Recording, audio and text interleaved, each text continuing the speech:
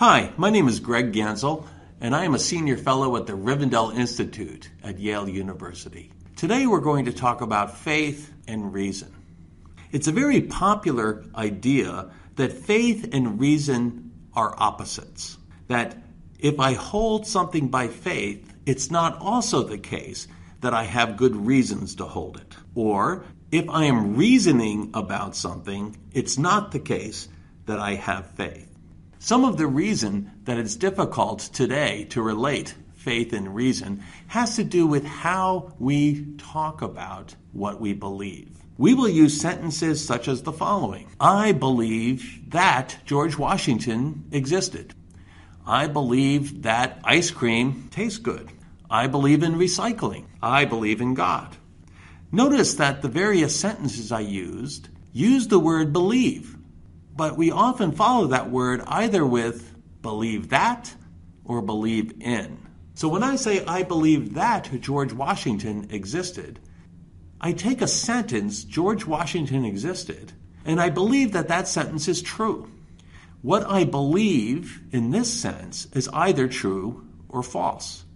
I'm either correct about my belief or I'm mistaken about my belief. Now, when we talk about believe in, it gets much more complicated.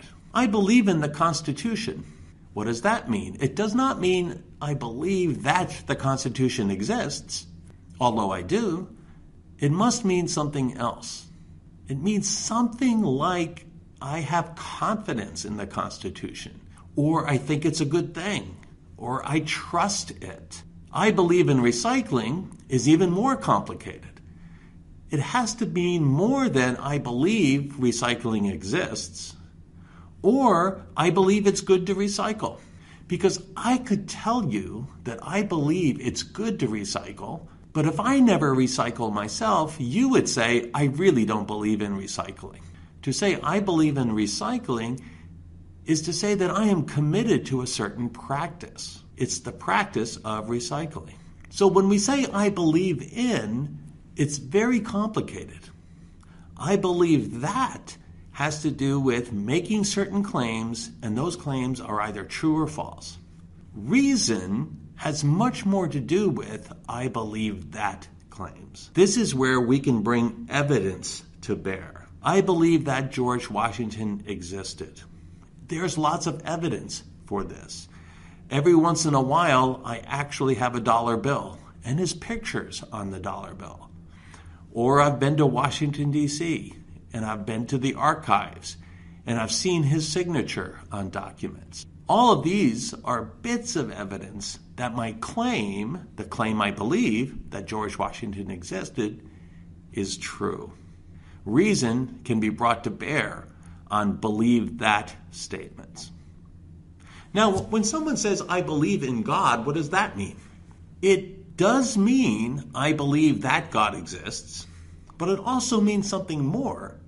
For many people, it means not only do I believe the claim that God exists, but somehow God is an important part of my life.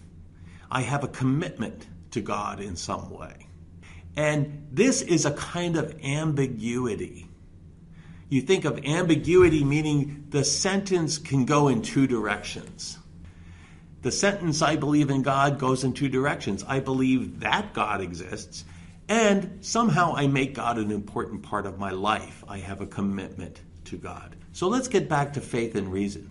In the sentence, I believe in God, which has these two divergent tracks, reason applies mostly to one track. I believe that God exists. In other words, I think it's true that God exists. And it's exactly at that claim that reason applies the most. Is there evidence? Are there reasons to think God exists? Or reasons to think God doesn't? Some of the other videos in this series discuss various reasons to think either God does exist or God doesn't exist. This is the application of reason to the question of God's existence. Now, someone who says, I believe in God, also may have a trust or a confidence in God. Some people have complained that religious believers' confidence or trust in God goes much farther than what reason can support. So there may be evidence that God exists, but it is nowhere close to bringing certainty. Yet religious believers seem to have 100% commitment to God. There is a lack of proportion between the evidence and the level of commitment. This is one of the accusations against religious belief being reasonable. Now, I think we can make some progress on this problem with a couple of illustrations. Suppose you are going to drive from New Haven, Connecticut to New York City. You get in your car and you are going to drive down Interstate 95. If you've ever driven down Interstate 95 in Connecticut, you know it's kind of dangerous. When you get into your car, you know that you do not have absolute certainty that you will make it to New York without breaking down or without crashing, because people break down and crash every day. So your confidence that the claim you will make it to New York is true is less than 100%. But notice, you have to get into the car either 100% or 0%. You commit yourself wholly to the car, yet you know that it's less than 100% certain. Every time you get on an airplane, you know there's a chance the airplane will crash. Now, it's a very small chance, but your certainty you will be safe is less than 100%. Yet you commit yourself 100% to getting on the airplane.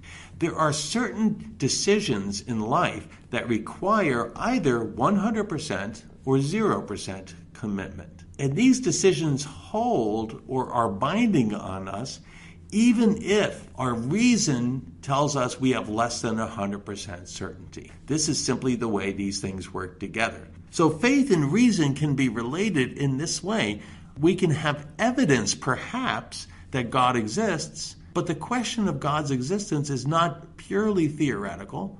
There may be something where we commit ourselves to God, and that commitment might require going beyond the degree of evidence. Is it reasonable for us to do so? Probably it depends on how strong our evidence is that God exists. So when faith and reason seem to come in conflict, sometimes it's because reason applies to one part of the question, is the claim true or false? But reason is more indirect with the second question, should I commit myself? Now, the final illustration for this point is if you were ever to get married. You would not commit yourself to your spouse simply in proportion to your evidence that he or she would make a good partner. That's very bad relationship advice. Assess, is this a good partner? And then you commit yourself fully. That's the nature of a relationship. That's the nature of getting on an airplane, and that's the nature of what it means to be a believer in God, despite the fact that our evidence might be less than certain.